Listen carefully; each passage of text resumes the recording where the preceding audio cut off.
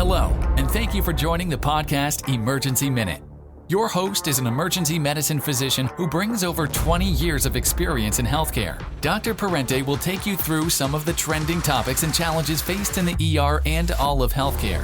Join in the fight against misinformation, and don't forget to follow on social media at Dr. J. Parente. Now, here's your host, Dr. John Parente. All right, everybody, welcome back to Emergency Minute. This is episode 28, and I know what you're thinking. 28 episodes? That means I've listened to this idiot ramble on for 27 episodes before this. I digress, and I hear you, feel you. But how about that last episode with Dr. Glaucom Fleckham? That was a lot of fun. If you haven't checked it out yet, do me a favor, stand up, slap yourself in the face, and then return to listening to the show because you missed a dandy. Now, you can check us out on YouTube if you like the video podcast form, or if you're still old school, like the audio podcast available on Spotify, Apple, or wherever else you get your podcast. Now, today's guest is Dr. Diana Moore, and you may know her more as DrMSmiles on social media. She is a dentist, a mom of two. She grew up in Denver, Colorado, got her college degree, master's, dental school, residency, all of the above at University of Colorado. Go Buffaloes! Moved to Amarillo, Texas about 7 years ago for a great job opportunity. She loves spending free time with her two kiddos, traveling, and pretending to be cool on TikTok. I think she's pretty cool. So without further ado, here is Dr. Diana Moore, a.k.a. DrMSmiles. Welcome to the show. Welcome to Emergency Minute. We're very excited to have you. Thanks so much for having me. I'm so excited to talk to you. Yeah, so I love following your content on TikTok and social media, and I think everyone should follow you as well because Thank you. You definitely make me laugh, and I think sometimes it's hard to make healthcare funny at times, especially in dentistry. But I love the intersection here of the emergency medical side that we have and now dentistry as well. Yeah, totally. And I wanted to see if you had any cases in mind where like that, sort of intersection happened. Is there anything that you've come across in your career? All the time. I mean, a lot of our patients will seek emergency care at the emergency room for a dental infection. You've seen it a number of times, I'm sure. And, we have patients that sometimes they don't realize that we're on call, certainly, and can take calls and see them over the weekend. So, they're used to being able to go to the emergency room and be treated, and that's totally fine. But, I feel like in my experience, a lot of emergency medicine physicians and staff are not as familiar with dental problems, let's say, and just intraoral anatomy and maybe not even feel so comfortable treating them. So a lot of times, and this is perfectly fine, and I applaud the emergency medicine doctors for doing this, is treat an infection, an acute infection with a course of antibiotics, and then tell them to go back to their dentist. And I know, emergency room physicians know this, but a lot of patients don't realize, they go on antibiotics and think, okay, well, now it's going to go away, right? And you definitely have to go back to your dentist because definitive treatment for an oral dental infection has to be treated with, a root canal or an extraction most of the time. So antibiotics will really just kind of hush it for a little bit, and it'll definitely come back. So we see that a lot. And it's just, that's where we intersect a lot. And I did a residency in oral surgery where, I worked in the hospital and had to be on call to go in, and mainly it was infections, dental infections. And so, right. Working with emergency room staff is always a pleasure. And y'all are just, the heroes and, help us so much. And we thank you for that. So, yeah. Well, I appreciate it. I just had a case this week. Well, I had two cases this week. I thought it was ironic because I knew we were having this upcoming podcast. Yeah, sure. But one was like a young girl, 3 or 4 or 5 years old that fell and of course got her two front teeth kind of jammed up inside of her gums. Yes. And they're pretty loose and everything. And of course, parents are freaking out and they're like, what are we going to do? What are we going to do? And yeah. So we get that. And, from our standpoint, it's really we really don't do a whole heck of a lot in Yeah, that scenario. And sure. I usually just tell family that if they fall out, like just enjoy the laugh when you look at the photos, the family photos years later. So yes. Well, I mean, baby teeth can't be reimplanted, but adult teeth should. Right. Yeah. You need that. Yeah. It's something that I get a lot from patients too. Like, oh, I know that I'm supposed to put their tooth back in? It's, well, baby teeth, we just let it, be a good family picture for later on. Exactly. Way to say. Like, hey, remember that one time? Yeah, little Susie, and she had no teeth because she got them knocked out or whatever. Yeah. Well, kids lead with their head too. So. Right. For sure. They're definitely a little top heavy in that regard. So, but the other case was a patient that actually, I don't remember the exact mechanism, but they had basically blown up their tooth. And so they brought it like in like a little sandwich baggie, and it was in like 5 different pieces. And I'm like, oh, okay. What do you want me to do with this? Like, did you bring super glue? Yeah. Like, I was like, I know. I get that too. I mean, I've only maybe one time been able to take a piece of a tooth that broke and then bond it back because it was a clean cut, perfect. But usually we just restore it with like restorative material. So that's funny. Yeah. So what, I mean, obviously everybody, you got to brush your teeth and you got to floss and stuff. Any other tips or tricks that you have to like stay out of a dental emergency or like just to stay on top of your dental care? I mean, yeah, the preventative aspect is huge. And I'll be honest, I mean, I was, in my early 20s when I was in dental school for the first time, realizing how you really do appropriately need to brush your teeth. And, 2 minutes, and hardly anybody does 2 minutes because it's something in passing you do in the mornings and in the evenings to get to bed or get to work, whatever. But truly it does need to be 2 minutes and flossing once a day if you can. That's one thing I will say is really great about an electric toothbrush is it has a timer on it. So it'll get you brushing for 2 minutes for sure because it'll let you know, where when to move quadrants in the mouth and then when to be done. So I mean, prevention is huge for sure. Another thing, I mean, this is kind of like a sidebar in a sense, but there are some things that, a lot of people don't know about, certain medications and even medical therapies that they have done that then affect the jawbone. You probably know about like bisphosphonate-induced osteonecrosis of the jaw. And a lot of patients don't, they'll get treated for osteoporosis or even, types of cancers that spread through the bone. And these bisphosphonates are fantastic quality of life drug therapies, but they can cause catastrophic problems during oral surgery because of those osteoclasts being inhibited. We can't have that bone turnover healing process happen. And so we end up with patients a lot of times coming to us and they have these horrific, dead bone and then furthermore osteomyelitis from that we have to resect, and it's a mess. So that's one thing I throw out there that, the older populations, if they are on those bisphosphonates, it's something to look out for. So, yeah, but like we kind of alluded to, that really truly prevention as far as, dental decay and dental gum disease. So, yeah. Yeah, and a lot of times when these patients come to the ER, unfortunately, that time period of prevention is long gone. Yes. And I'm sure we you see way worse than I do, but some of the stuff we see in the ER is like, man, I'm not sure how I can help you. I'm gonna do my best, but yeah, sure. But we try to build good habits, like with our kids.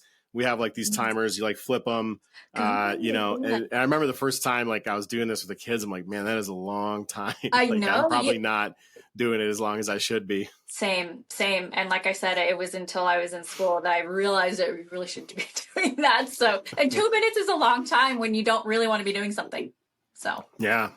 So I guess one thing I wanted to ask you, since obviously I'm an emergency medicine physician, is like, what should somebody do if they have a dental emergency? Like I've often wondered this myself because I know the limitations of the ER. Like I know my dentist's like personal cell phone, but that's because he's like my neighbor. So like, yeah. Like, sure. what should the average Joe do in a situation like that? I mean, so, it depends on the emergency. Obviously, if it's some sort of trauma, call your dentist right away. A lot of dentists will have an after hours number, and then be able to guide you into what to do. Certainly, if they can see you. If it's a true dental emergency, they'll see you a lot of times. But if it's something where you're starting, because a lot of times, I mean, a dental infection will start off as kind of an ache, a little something that, maybe it'll go away. And it does a lot of times because you have the process of a nerve becoming inflamed and then it becomes necrotic. So there's this, these waves that'll happen a lot of times. And so I would say, if anything, if you do start to feel something funny, try to get to your dentist as soon as you can, because the sooner the better, really, as far as, the restorability of a tooth, or even, if it becomes a pretty nasty dental infection, of course it can become potentially life threatening. So, anything that I can recommend to get somewhere sooner rather than later is always good. But again, realizing that a lot of dental offices, if you do have a regular dentist, will have an after hours number. And, okay, I chipped a front tooth. Your dentist may not come in to see you on a Saturday at, 9:30 p.m. because you were at the bar and you were talking when you should have been listening, type of thing. Minding your own business. Yeah. So, I mean, but if it's a true dental emergency, me personally, I would come in to see a patient. So keep that in mind. Yeah, and to your point, about the dental infection becoming an emergency, I remember I had a case once where this patient had sepsis and he was like young and healthy. And I'm like, what am I missing? I'm like, chest x-ray's clear. There's no pneumonia. There's a white count. So I know there's probably an infection somewhere. The urine's clear. Yeah. And I just remember, and he ended up getting worse and worse. And it turned out, and I remember this, I'll never forget this case, that he had bacteremia, basically sepsis, from like a bad dental infection that he just never volunteered to me. And, he ended up having like a really bad outcome. And I'll never forget that case because it was a great learning case. It was like 20 years ago. It was very early in my career. And so now it's definitely something that I ask, especially if I have someone who's septic and I'm like, I can't find a source. Like, have you had recent dental pain and, dental problems? Because sometimes it can be a little bit silent and then it can be deadly. So. Well, even asking them if they've had dental work too, because sometimes, especially oral surgery, even a root canal, something like, more invasive, it definitely, you can have these post-op infections develop, and, the perfect storm, if you will, of somebody with comorbidities and certain diabetes and stuff like that. They're kind of set up a lot of times to have those infections blow up, and then they can become horrific, as you know. So, yeah. Yeah, for sure. Absolutely. Yeah. So I wanted to pivot a little bit from some of the how to and where our worlds collide. In a different area where our worlds collide, is unfortunately some of the burnout, some of the bad things that we see, like some pretty unpopular topics, suicide, mortality rates, just things like that between dentistry and emergency medicine. And I guess I just wanted to hear your input as to why do you think that is in your field? It's something that you don't think about when you get into it, but the, patients sort of, when they come to see us, a lot of times, in both cases, they're on their worst day, and I don't know, can I swear just a little bit on here? Tiny sure. bit? Yeah, okay. It's okay. So, I'll just notify my mom in advance. So. Okay. So, I mean, if you have like a regular asshole, if they're in pain, they're going to become a colossal asshole, right? So, they're not going to be very nice to you, and really, to me, in the beginning of my career, I'm of course going to have taken that personally, and you grow thicker skin as you get older. So initially, the sadness, if you are a burnout, may become from just feeling. Patients aren't very grateful and kind of bring you down. But, then when it becomes later on, it's more, it's a physical job too. So I don't know about you, but yeah, you kind of really do have to stay fit. So that's my biggest thing, honestly, if I can say anything as far as, the physical and mental intersection really there is staying fit and for me, keeping my core as strong as I can. That's going to help prevent these, aches and pains that then can lead to, mental, depression and bad depression, certainly. So, for me, it's just later on in the career, it's more that physical drudgery, once you get to a Friday, you're just kind of, I'm tired. I've kind of, lost some sleep over the last few days. And I'm sure you can have some really good input there because your schedule as an emergency room physician is probably not consistent, or maybe later on in your career, it probably is more. But I can imagine your sleep schedule isn't very consistent and healthy sometimes. So. Yeah, they just came out with a recent report that the average lifespan of an EM physician is 58 years old, which is the lowest of like any healthcare profession. Oh, And wow. yeah, I think some of that's probably, I know I told my wife, I'm like, I only got 12 years left. So let's make the best of it. Right. So yeah, shoot.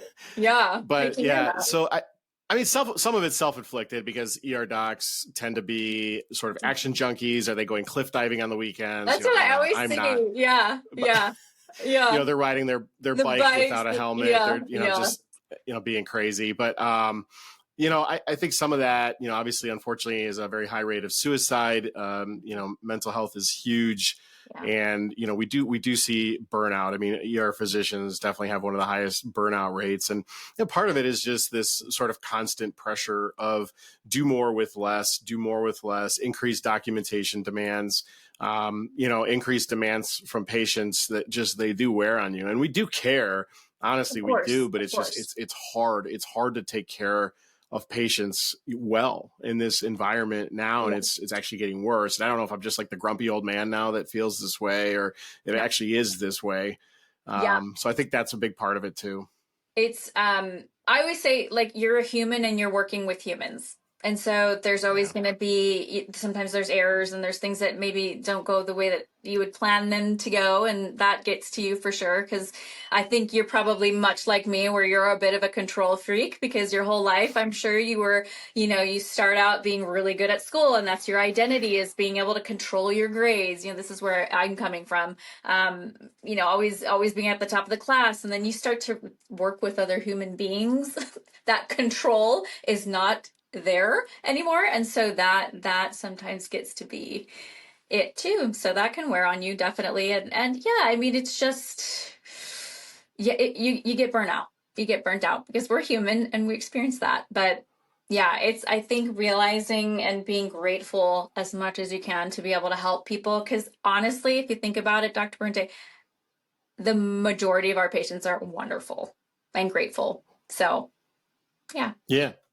And those are the moments I think that we live for, is, when I'm in the emergency room and somebody says, hey, do you have your own practice? I would like to be your patient. And you're like, no, I really appreciate that. That's beautiful. But like, no, I'm just an ER doctor. Like, I'm just here for emergencies. Yeah. But you like can make that connection, and that's nice. I feel like, unfortunately, those connections are not as frequent as they used to be. And part of it's just like nationally, like we're just, getting squeezed, right? I mean, there's only so much you can do, see more patients, have less resources, let's have less nurses, let's have, nursing burnout is very real, nursing turnover.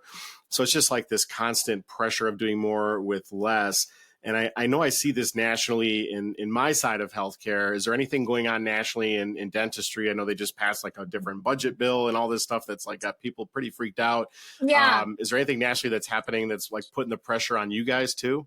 So, I mean, I think the biggest complaint most dentists have is going to be like reimbursement from insurances. And I'm sure you probably know that too. As far as dental insurance goes, I don't think that like the average PPO dental plan has not increased their fees that they'll pay out for at least 15 years. And I mean, imagine the change in inflation. So it's right. Frustrating. And if it is a change, like a bump up, it's a couple dollars here and there. And I'm not trying to say, we're only in it for the money, but yeah, that gets pretty frustrating. And just the, dealing with insurances, I think that's the overall irritation, if you will, with the dental world. So that's really good. For sure. Mm-hmm. And I just had my last episode. I had Dr. Glaucomfleckum. I don't know if you follow him or not. I saw your episode. Yeah, he's great. I love that guy. He's fantastic. And we talked a lot about insurances, and unfortunately, some of these insurances, I don't know if you're following some of these stories. A lot of these docs are coming out and putting these like denial calls on social media.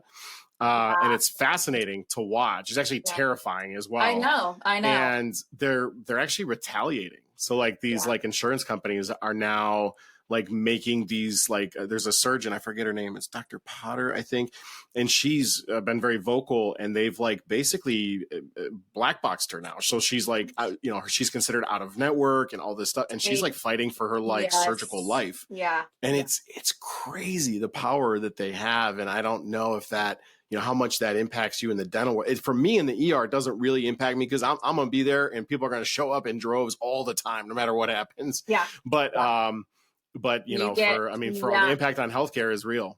Yeah, for sure. And I mean, honestly, like by and large, most of our procedures are elective, right? So, there's a very big difference there. It's pretty stark, as far as that goes. But I mean, certainly you can get sort of, a reputation, if you will, from insurances, like, if they see, trying to do a crown, a dental crown that they, don't deem as necessary, and maybe they'll kind of look at your stuff a little closer, certainly. But, as far as like patients realizing that they're not getting covered because of a certain dentist, I don't think I've ever experienced that myself. I mean, I'd like to say I just try to be as ethical as I possibly can, certainly. But, sure, if I see something needs to be done, I'm not going to, try to squeeze around certain things just because insurance isn't going to pay for it. It's because they can't dictate our treatment, right? So it's right. Just always this ongoing battle. So. Yeah, for sure. And seemingly unending. And I honestly don't know the way out, to be honest, because it seems that nobody in Washington is very interested in like trying to fix this problem. We can't fix it on our own. And so we all keep playing within the rules of the game, and the game sucks for patients. Like if you're stuck in these situations, because ultimately they lose, right? Exactly. Yeah. So I wanted to switch gears a little bit, and I never like to, finish the show with something that's super negative, like us talking about insurances, which is really super negative. Right, but I love the content that you're putting out there. Like, how did you get into like creating content? Well, I appreciate you saying that, honestly. And I think your stuff is great. One thing I will say, as far as my content, there's no specific niche. I always say I am the niche. There we go. I personally, some self-branding. I love it. Yeah. You know what? I just put out stuff like that just makes me laugh. And I feel like I try to be relatable. So it's not all dentistry for me. It was for a bit. But I mean, I got into it. I don't know if you know Dr. Slaughter. He's an ER doctor. He's out of Dallas. Yeah. Do you know him? He and I have talked a few times. I actually think I'm invite him on the show. Actually, I have a good idea I wanted to do with him on the show. Yeah. I love that guy. I mean, so I kind of like, I knew him from, he was on the Kid Craddock morning show, and like he was really friends with that radio show. So I kind of knew of him from the past. And then he ended up doing some sort of CE lecture where I was, and he mentioned TikTok, and I was like, oh, I thought that was only for like, kids dancing and doing silly stuff. But then I joined, and it became addicting. And then you start posting stuff and figuring things out and having fun. So for me, it's almost like a way of expressing myself and having fun, truly. But then also, if I do try to throw out some stuff that's dental related, it's truly for me, not just, educational like yours truly is, which is awesome. But for me, it's more, I want people to see that like we're fun, and we like to have fun as dentists. We're humans, and we like to have a good time and just kind of joke around. And truly, I think, going back to just something that's really rewarding for me as a dentist is most of the time I have patients that come in, and at the end of the procedure, or even after a couple of years, they're like, I was so scared to come see you, but you really made this easy and comfortable and fun. And I'm like, did you just say fun? Because that's, that's good to hear. So that's kind of why I jumped onto it. So. I think it's awesome. I think it's hilarious that you said that. I actually, once in a while, this happened to me this week. I was in the ER and I was working, and I happened to had 5 minutes where I was waiting for labs to come back. So I had a little bit of a break in the action, and I opened up Instagram for whatever reason, and I saw that my last 2 follows here within the last few minutes were both patients in the ER. Oh shoot! You're like, oh, I'm like, found okay. Me. Yeah, I'm like, all right, well, there we go. Yeah. There it is. So that's awesome. And I'm sure that you're like, honestly, because because it's not just kids anymore that are on TikTok. And I'm sure if you had patients who are like, this guy's freaking cool. And like your personality comes out and it just makes people feel like, okay, yeah, I can feel like I can approach you now because you're normal and you're cool and fun. And yeah, that's awesome. Well, I think sometimes we get a little robotic in healthcare, and especially I have to see so many patients every shift. Like I'm like in, I'm out. I'm like, nope, no monkey business. Like, let's do this. And I do try to, sit down and try to humanize myself, but I do think the social media helps to humanize us in a certain way. So I think for sure. I was just telling my assistant this morning that certain patients will show up and it'll be this almost like cookie cutter thing to say to them. I'm like, well, just push play, right? Here we go. Just say the same things. I'm just looking straight at the patient, like, play. Okay, I just got to go through my simulation here and let the program run, So, but yeah, for sure. Yeah, we get into that with some of the seasonality of what we do. Like when we get flu season, like I make the same speech like 27 times a shift, and it's like it's very it can be exhausting, but it is part of the job. Yeah, for sure. So, I know. Yeah. So do you ever face like criticism from either patients or like other people that are just like on your social media? Because I face quite a bit, and you're gaslighting and you guys don't care and you should have your license taken away, and you're like, holy cow, like I'm just having some fun with some videos online. Is this something that you've ever bumped into? Yeah, I mean, especially if I go live, people are always like, "Oh, are patients waiting for you?" Like, no, they're not waiting for me. But yeah, there's certain topics that I try not to get into as well. Certain things like fluoride or root canals. There's been stuff, controversial stuff that I just try not to.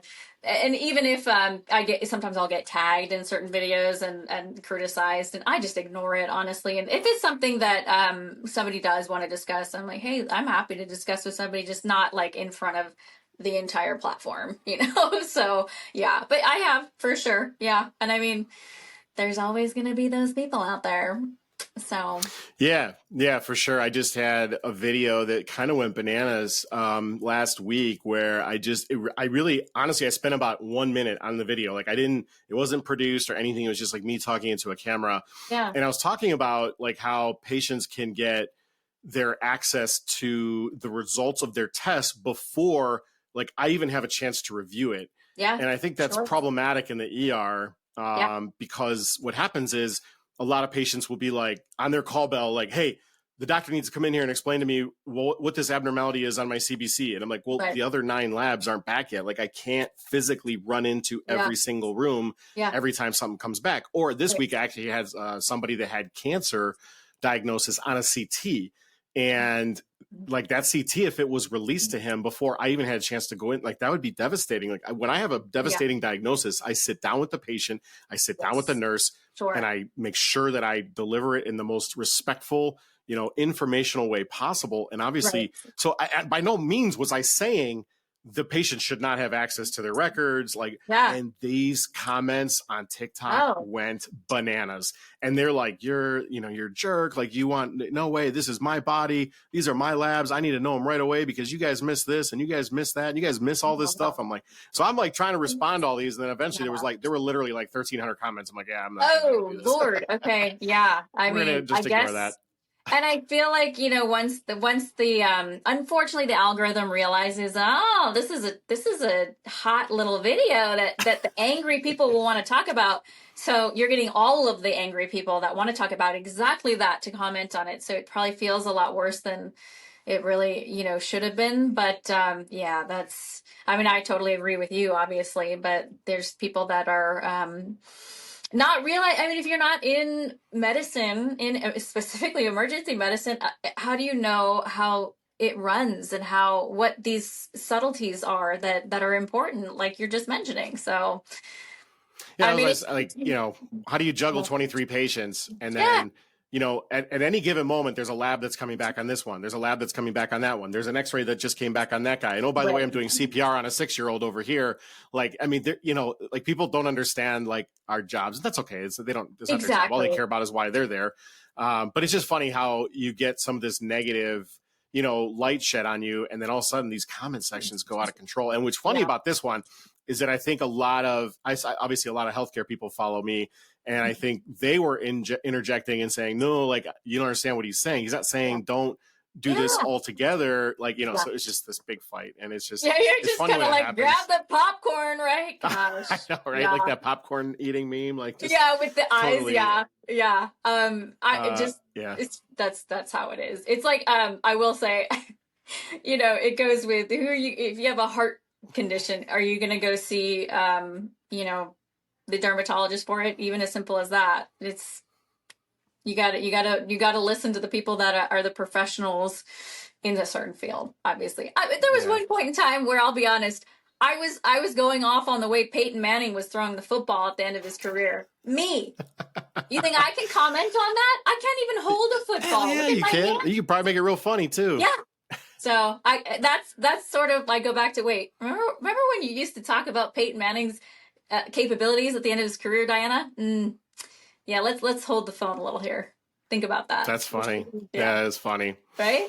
So so I would not be doing my job if I didn't ask you about Shedeur Sanders, because you're, obviously University of Colorado Buffalo. I'm a Cleveland Browns fan. Unfortunately, it's like my life's curse. I know you're all So what do you think? Is he going to be a good fit for the Browns? What do you think? I think so. I mean, obviously it's hard to say, because certainly he's probably had a lot handed to him. I'm sure the talent's there, right? And it's genetically there.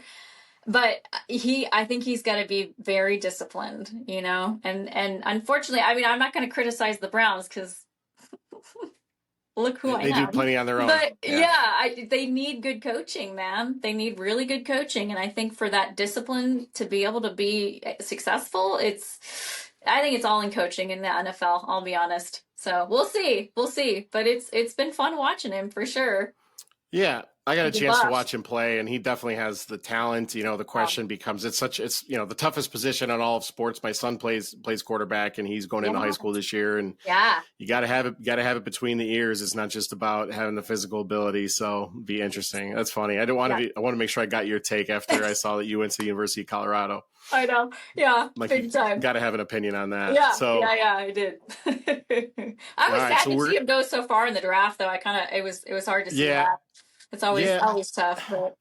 No, I don't think anyone saw that coming. I didn't think he was going to go in the first few picks, but I didn't think he was going to go out in the fifth round. I know. It's like, what? Okay. I mean, like we said, like we were talking about, we're not in the business, so we don't know what the sitch is. But I think it was a personality thing, but I'm not sure 100%.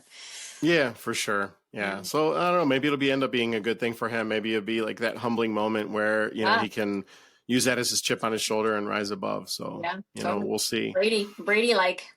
Yeah, exactly. That guy's awesome. I know. So I wanted to sort of finish things up, I wanted to do some rapid fire questions, just to sort of like we talk about humanizing, and we both use a lot of humor in our content. So I wanted to see if you would play a game with us and see what's your favorite food? Pizza. Yeah. Pizza. Yeah, with basil and pepperoni. I mean, you can't. Love it. All right. Do you have a favorite drink or cocktail? I don't really drink very much, but if I do, it's margarita. Margarita. Frozen margarita. I had one in San Antonio. It was a peach frozen margarita. It was the best I've ever had in my life. So I'm a little girly in that regard, but yeah, if I'm going to drink, it's a marg. I love it. Love it. I actually would love to see you put out content on tequila. I think that would be even. It would have to be all deleted. It would probably get all community standards violation, everything. Fair enough. What's your favorite vacation spot? Hawaii. I'll say Hawaii's got, and I've seen you've been to Hawaii. I love Hawaii, the most beautiful place to be. I will say, as I get older, the time it takes to get over there is a little tough. And the red eye going back to the States, I don't know if I can swing it anymore. So I've kind of converted to a Florida girl. Okay. All right. Yep. I like that. Yeah. I like both those places. I agree with you with Hawaii. When my wife and I, we try to go every 5 years. And I always say that I think going to Hawaii puts years on my life. It does, because I'm just like so at peace and I'm happy. Yes. Just such a peaceful, happy place. But the flight then takes at least a year or two off my life on the way back. I know, exactly. And I hate to say it that way, but it's true. It's true. I can't deal. But yeah, that's definitely something. My kids, I took them for the first time this year. And, usually after like day 5 or 6, the kids are like, we're ready to go. Yeah. And I'm like, we were on day 11 and I'm like, do you guys want to stay one more day? And they were like, yes. Oh, cool. But it ended up not working out. But I was just like, yeah, you've done a good job as a parent when they're like on day 11 and they're like, oh, do we really have to leave tomorrow? That's awesome. That's awesome. What island did you go to? So we did half Maui and half Oahu. So it was perfect. A little bit of both. And my last rotation in residency, I did a full month. I was actually there for about 6 weeks on Oahu. So nice. Oh, I didn't realize that. It was an elective, and it was incredible. Yeah, perfect. Good for you. Yeah. Last show that you binge watched? Dexter. I love Dexter. I've seen it like four times. Do you know I've never seen it? It's so good. Okay. Do you know the premise? I'll just say it real fast. Okay. Yeah. And then there's like spin-offs. There's like spin-offs to it that are all good too. So he's so unique, and it's such a unique plot and everything. It's just, I love it. You get hooked. I also like Breaking Bad. These are old school shows. So I'm just, we're going back through and trying to get some of the ones that we like missed that we never, got into or whatever, for whatever reason. Most of it was like subscription based, because like everything's like a different subscription now. It drives me crazy. Yeah. So there's so many different streaming services. I'm like, can I just just one? It'd be nice to get all these shows. But I really want to watch Game of Thrones. I've never watched Game of Thrones. I've never seen a single second of that. No, everybody raves about it though, so I'm like, I guess. And I always will watch a show when I'm on the treadmill in the morning. I'm kind of obsessed with running, so that's part of the keeping fit and everything. Right.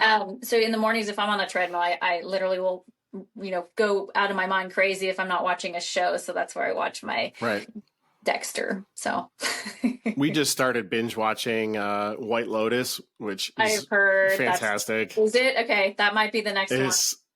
Yeah, we just watched season 1, but now I'm on to season 2, and it's like completely different cast of characters, so it's kind of interesting. Okay. But season 1 was incredible. It's a very unique show. Okay, very unique. The cool thing is that it was filmed at Four Seasons Maui, which is where we spent our honeymoon. So so lots of memories.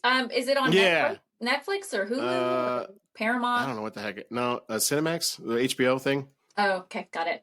Yeah, I know you have to have. Yeah. So many different subscriptions. That'll be my next one for sure. White Lotus. There you go. And I'll check out Dexter, because we gotta find another show to binge watch with my I'm telling you, I think you will like it. It's fantastic. Yeah. Love it about it. All right, we'll finish up with what's one thing that people don't know about you that you find either humorous or interesting. Oh, wow. Gosh, that they think it that they don't know, that they think that I would think they would think is interesting. Gosh, that's a really good question. I can't even think right now. This is way too deep for Thursday night at 6:00. I'm pretty hilarious. Like, I'm pretty funny. I think I'm pretty funny. I mean, that's probably funny.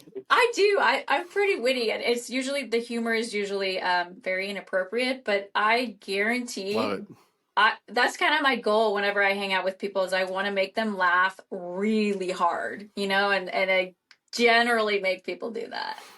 I love it. Okay, I wanted to be a stand-up comedian. That's truly that's where it is. That's the fact. Okay. Yeah. That's the home run right there. Wow. Yeah. So there's the fact. There's the answer to your question. Never made it, but that was always a dream of mine. So. Well, I think you're doing pretty well.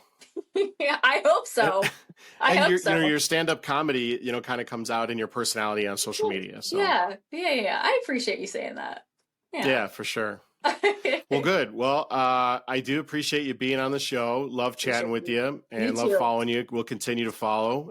Same. To all the listeners out there, make sure you follow at DrMSmiles on social media. And you can follow me on Dr. J Parente, as you guys know. Yeah, it's great having you. And it was fun to talk about some of these dental things and where our worlds collide. So. Loved it. I appreciate you, man. You have a good evening and you're working tomorrow, I understand. So you take one it more easy. day and then I have the staycation with my kids. I got 7 days off with my kids. It's my favorite week of the year, and we just like spend time. We go on hikes. We do some cool stuff. So perfect. You enjoy every minute of that. All right. And as I finish every show, to all my listeners out there, peace, love, and happiness to everybody out there. Cheers, guys. Thanks for joining us this week on Emergency Minute. Join us next time for more hard-hitting discussions on some of today's issues in healthcare. Don't forget to leave us a review on Spotify or follow on social media at Dr. J Parente.